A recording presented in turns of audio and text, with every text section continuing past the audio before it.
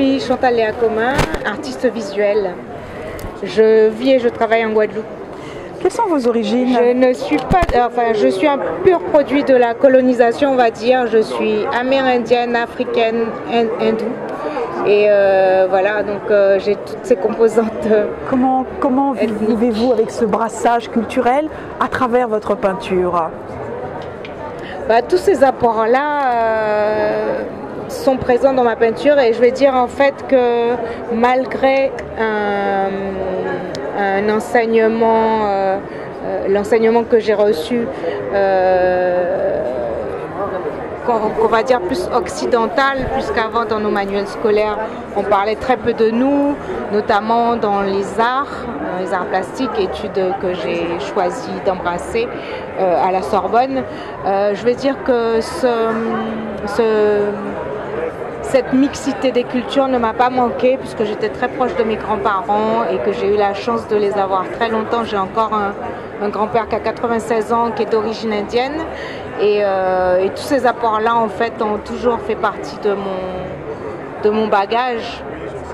Et l'enseignement appris à la Sorbonne, par exemple, l'histoire de l'art et tout ça, ça ne fait que s'additionner à ce que j'avais déjà de mon héritage personnel, et puis de ce que je vais chercher, parce que mon travail, je le qualifie d'heuristique, c'est-à-dire que j'aime chercher, j'aime trouver, et je n'arrête pas en fait, justement à la faveur des réseaux sociaux, à la faveur d'internet tout simplement, de me documenter, et c'est ce que j'aime en fait dans le travail artistique, c'est d'amener des pistes de réflexion, et que dans mon travail il y ait toujours des choses à découvrir, à gratter, voilà, c'est très documenté. Derrière vous, quelle est la scénographie de ce tableau? Quel est l'art de briser ces chaînes? Quel est l'art du marronnage?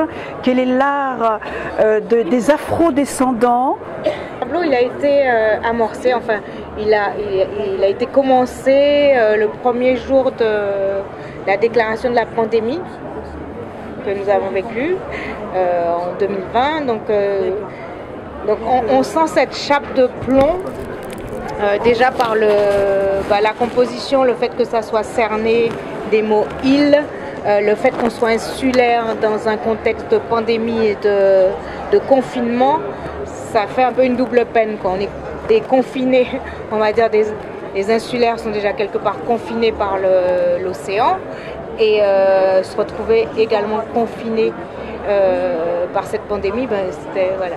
Donc il y a peut-être un côté anxiogène dans ce tableau. Il rentre par le personnage là qui est juste derrière moi, qui est inspiré du cri d'Edvard Munch, qui lui-même s'est inspiré d'une momie péruvienne, donc d'une sculpture en fait qui fait partie de notre patrimoine, on va dire, de notre aire géographique en tout cas. Et donc on entre par ce personnage, et il y a des études, on va dire, à Paris. C'est ce gros poisson qui est inspiré d'une gravure de Bruegel l'Ancien, qui s'intitule Les grands poissons mangent les petits. D'ailleurs, c'est le nom du tableau. Également inspiré d'une autre œuvre de Brendan et la baleine, où on a un gros poisson qui porte sur son dos comme ça des caravelles. Donc en fait, c'était aussi pour moi le prétexte de raconter en fait toute l'histoire, notre histoire, parce qu'on avait justement ce temps de confinement. Et on a toujours ces lacunes dans les manuels scolaires concernant notre histoire caribéenne. Donc j'ai pris ce prétexte-là pour, oui. À force de détails, là, il y a les Amérindiens. En fait, ça devient presque une fresque. Tout à fait, oui. Il y a des chapitres, plusieurs chapitres comme un roman. Voilà, où tout se retrouve sur le même plan, dans le même tableau. Donc, faut savoir qu'au début de la pandémie, on avait un peu peur en tant qu'insulaire de tout ce qui arrivait de l'extérieur, qu'il y avait toujours cette suspicion que les gens qui arrivaient en avion seraient porteurs de virus, que les croisiéristes seraient porteurs de virus. Donc en fait, on a l'impression que ce poisson, la gravure de Bruegel l'Ancien, vomit. Donc il vomit en fait plein de choses. Il vomit la colonisation, avec le christianisme aussi, il y a un côté religieux. Le christianisme, il vomit le capitalisme avec le veau d'or et l'adoration de tout ce qui est bien matériel. Et voilà, donc il amène plein de choses comme ça. Les moustiques, la maladie. Les moustiques, c'est comme on parle de pandémie et que c'est fait dans un contexte de pandémie, l'idée c'est de raconter que... Chikungunya. Voilà, dans l'ère Caraïbe, on est habitué aux épidémies de dengue, de chikungunya et de zika, qui font des ravages, des enfants mal formés, des morts-nés, des handicapés, des mutilés, en fait tout ce que vous voulez. Sauf qu'on n'en parle pas parce que ça touche plutôt les Caribéens et on commence à en parler parce que les moustiques ont voyagé. Très bien. Voilà une œuvre qui n'apaise pas du tout notre état d'esprit. Non, c'est très apaisant parce que... Enfin, très apaisant. C'était pas juste apaisant du tout, c'est une œuvre qui nous bouleverse, voilà, qui remue en nous eh bien, ce qu'on veut ignorer.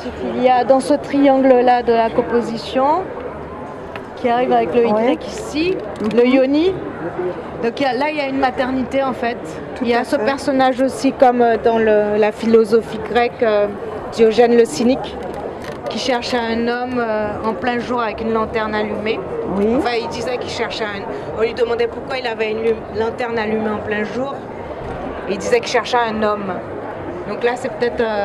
voilà, l'humanité, c'est peut-être là encore. Oui, il y a un côté ange, ange et démon aussi. Qu'elle ait des ailes, c'est plutôt une référence à l'île Papillon. Les papillons sont très présents. On est sur un tableau beaucoup plus coloré, beaucoup plus... Oui, moins violent, parce que celui-là nous rappelle l'histoire. Si, est-ce que c'est contemporain? En fait, il s'intitule Jardin créole et j'explique un peu que quand je suis revenue après 23 ans de Paris, en fait, je reviens en Guadeloupe. C'était étonnant de trouver qu'on avait...